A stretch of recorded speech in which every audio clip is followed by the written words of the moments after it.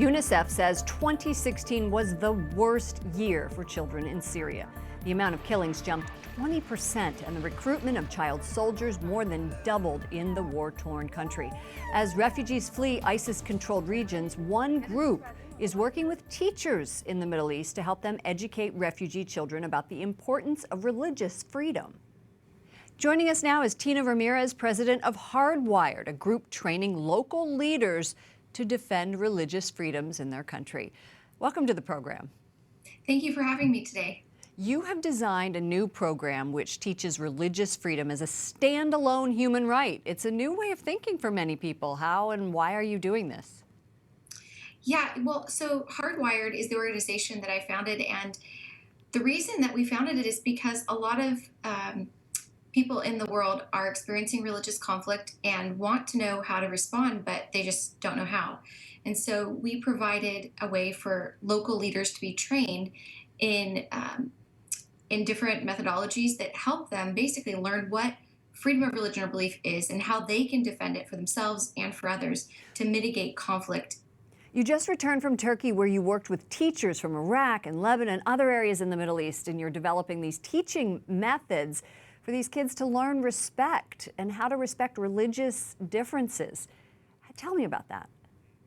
Yeah, it was really exciting. We were able to bring together over a dozen teachers with support from their governments, because these governments are increasingly recognizing that they have an extremism problem on their hands. There's a lot of intolerance that's being fueled by religious conflict in the region. How so? And what are they doing? How does that manifest itself?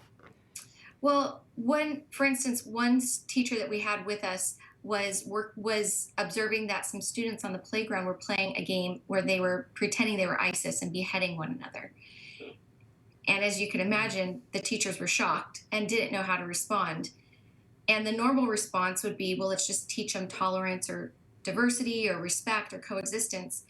But what we found is that that only gets to part of the problem, that if you want to build societies that are resilient to extremism, you really have to teach them to embrace the freedom of religion or belief for everybody, and change the way that they think about one another. So I imagine that these teachers have a wide range of emotional and cultural experiences they encounter on a daily basis.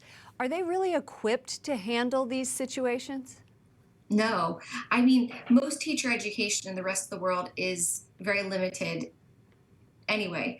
But on top of that, putting teachers in a situation like in Iraq or Lebanon or many other parts of the world or the Middle East, where they have major refugee influxes or displaced children, where they have, I mean, in Iraq, over 3 million children that haven't been educated for the last 2.5 years since the conflict began. And then on top of that, you have children that have been indoctrinated by ISIS and extremist ideology, where over 900 kids at least have been forced to serve as fighters with ISIS. So, but then you see children on the playground that have never lived under ISIS that are responding in a way where they're identifying with a terrorist group.